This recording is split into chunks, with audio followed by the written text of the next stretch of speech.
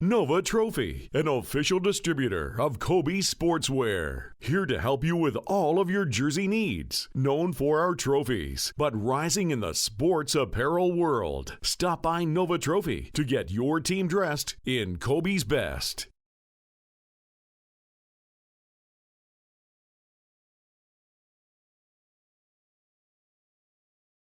John Moore with Sea Dogs President General Manager Trevor Georgie following the 2019 Quebec Major Junior Hockey League draft. And Trevor, congratulations. Looks like an outstanding day for the Sea Dogs, not only with the first overall pick, but the picks which followed.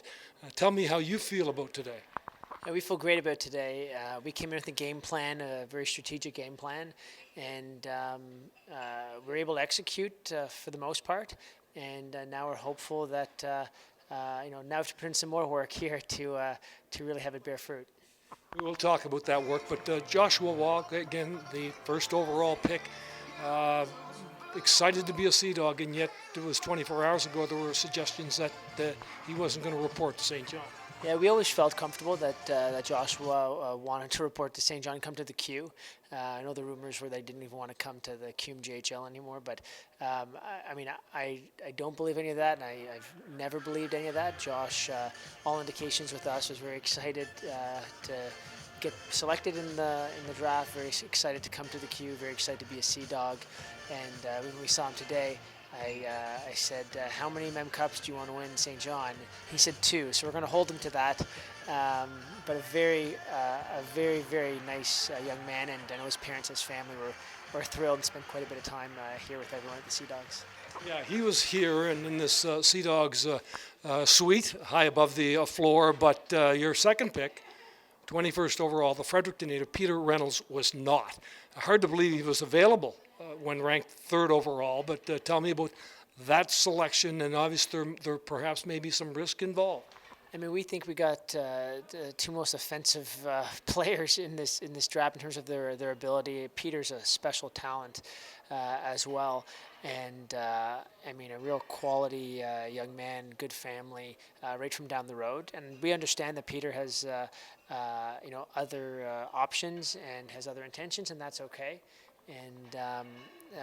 But we certainly welcome the chance to keep chatting with Peter and see if one day, hopefully, get him in a jersey to play for his hometown team, the team that he grew up cheering for.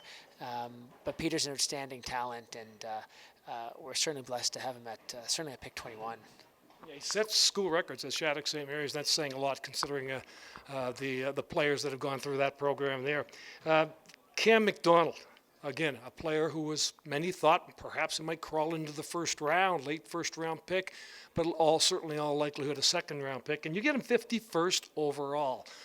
Tell me about the decision to take McDonald. Obviously, there is the fear that he perhaps may go stateside. Yeah, well, that's his intentions. His intentions is to go stateside.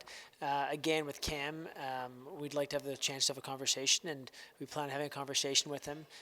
There's no pressure on our end for him to come right away to the Sea Dogs, but down the line, players like Peter and players like Cam, we hope they're passing the Mem Cup to players like Josh and to the rest of our group. So for us, this draft was about 2-3 seasons from now. It wasn't about this upcoming season. Based on our depth already with our team and our young core, we didn't feel the need to have as many 16-year-olds, how many we had last year in our lineup. But really, there's only 1 or 2 key spots, and I think we'll only know. We're really happy with the draft as is, but I think we'll really only know the true fruit it bears and the true success of it in a few seasons from now. It's too early to judge for sure. Yeah, lots of work ahead, obviously. And where does that begin? I know next weekend you get a development camp at Harbour Station.